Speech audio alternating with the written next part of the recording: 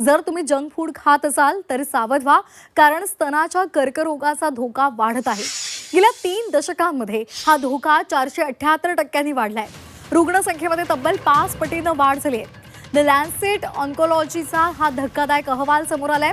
बदलती जीवनशैली आणि खाण्यापिण्याच्या सवयींचा आरोग्यावर आपल्या घातक परिणाम होतोय असं सातत्यानं आपण ऐकत आलोय आणि त्यामध्येच आता या सर्वांना हादरवून टाकणारी ही माहिती समोर आली आहे। जंक फूडच्या मुळे जर अतिसेवन केलं तर त्यामुळे स्तनाच्या कर्करोगाचा धोका हा वाढत चाललेला आहे। द लॅन्सेट ऑन्कोलॉजीच्या अहवालातून ही बाब समोर आली आहे।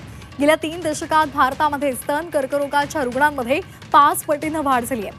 पारंपरिक भारतीय आहार म्हणजेच भाजीपोळी सोडून पाश्चिमात्य जंक फूड संस्कृती स्वीकारल्यामुळेच हा धोका 477-78% वाढलेला आहे असं वास्तव समोर आले।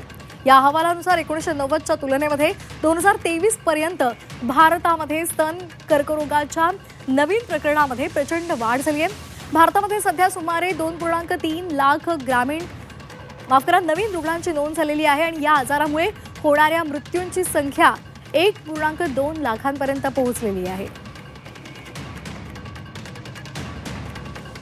तर स्तनाचा कर्करोग वाढण्याची कारणं काय आहेत आपण एकदा ग्राफिक्समधून पाहूयात। जीवनशैलीमध्ये सकारात्मक बदल केल्यास कर्करोगाचा धोका कमी होऊ शकतो। वेळोवेळी मॅमोग्राफी आणि स्वतःहून तपासणी केल्यास सुरुवातीच्या टप्प्यामध्येच आजार लक्षात येतो।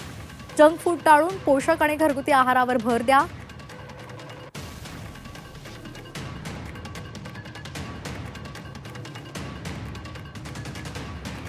तसंच दररोज किमान 30 ते 45 मिनिटं व्यायाम करावा।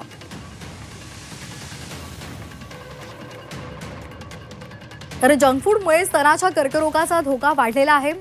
हल्ली सकाळी नाश्त्याला आपले पारंपरिक भारतीय पदार्थ न खाता जंक फूडवर भर असल्यामुळेच हे प्रमाण वाढल्याचं समोर आलंय।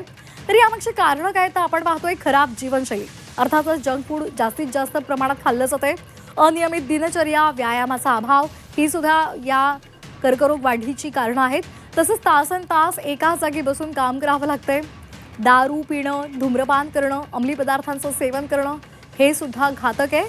त्याचबरोबर उशिराचं मातृत्व हे सुद्धा कर्करोग वाढीचं कारण आहे। जंक फूड, प्रोसेस्ड फूड आणि रेड मीटचं अतिसेवन सुद्धा कारणीभूत आहे।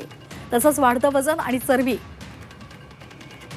त्याचबरोबर जंक फूड, प्रोसेस्ड फूड आणि रेड मीटचं अतिसेवन ही यामागची प्रमुख कारणं आहेत।